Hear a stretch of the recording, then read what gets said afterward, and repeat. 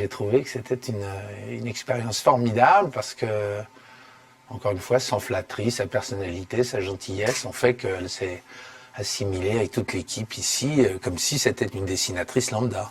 Et puis moi, j'ai été très très séduit aussi par son coup de crayon, qu'on verra peut-être tout à l'heure, et la façon dont elle dessine, qui est absolument extraordinaire. Vraiment. Parce qu'il n'y a pas d'hésitation. On a l'impression qu'elle est née avec un crayon à la main. Elle dessine ça d'une façon absolument évidente. Vous allez voir, c'est incroyable. Parce que je veux absolument que les gens puissent voir son talent et c'est très particulier. J'ai vu beaucoup de dessinateurs, j'en ai rarement vu comme elle, qui travaillent vraiment dans l'instantané et d'un coup. En fait, pour traduire le mouvement, je peux rajouter un ou deux membres supplémentaires.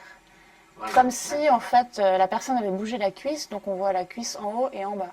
Et souvent, en fait, on me dit que mon passé d'élève des beaux-arts, mon passé de dessinatrice n'a absolument rien à voir avec mon métier d'actrice, mais ici, au contraire, on est traversé par des émotions quand on dessine. J'essaie de pas trop m'attarder à rendre un visage particulièrement joli. Ce qui m'intéresse dans les visages, c'est plutôt ce que ça dit des pensées de la personne, donc je suis plutôt axée sur les yeux.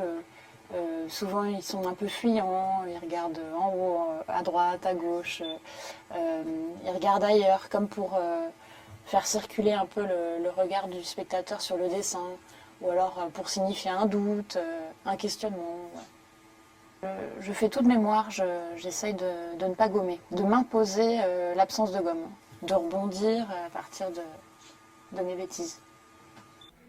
Ce sont mes dessins les plus intimes. Alors c'est toujours très étrange d'imaginer ça sur des rideaux chez des gens.